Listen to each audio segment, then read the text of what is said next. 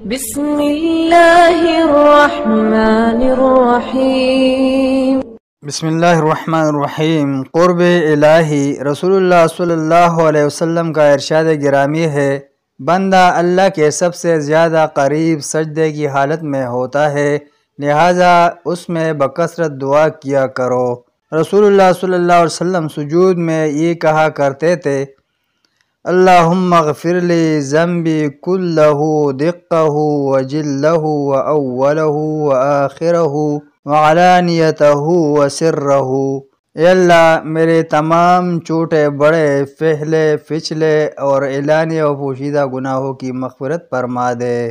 سیدہ عائشہ صدیقہ رضی اللہ عنہا فرماتی ہے، ایک رات میں نے نبی اکرم صلی اللہ علیہ وسلم کو بستر سے غائب پایا۔ انہیں تلاش کرتے ہوئے میرا ہاتھ آپ صلی اللہ علیہ وسلم کے قدموں کے تلوں پر پڑا۔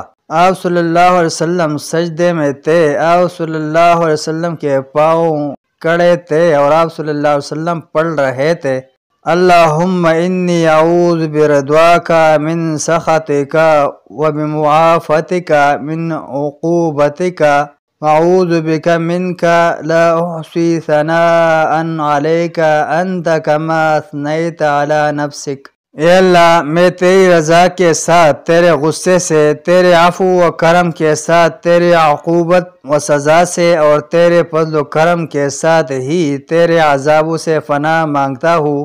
میں تیری حمد و ثنا کا شمار نہیں کرتا، تو ایسا ہی صاحب حمد و ثنا ہے جیسا کہ تو نے خود اپنی ثنا بیان فرمائی ہے۔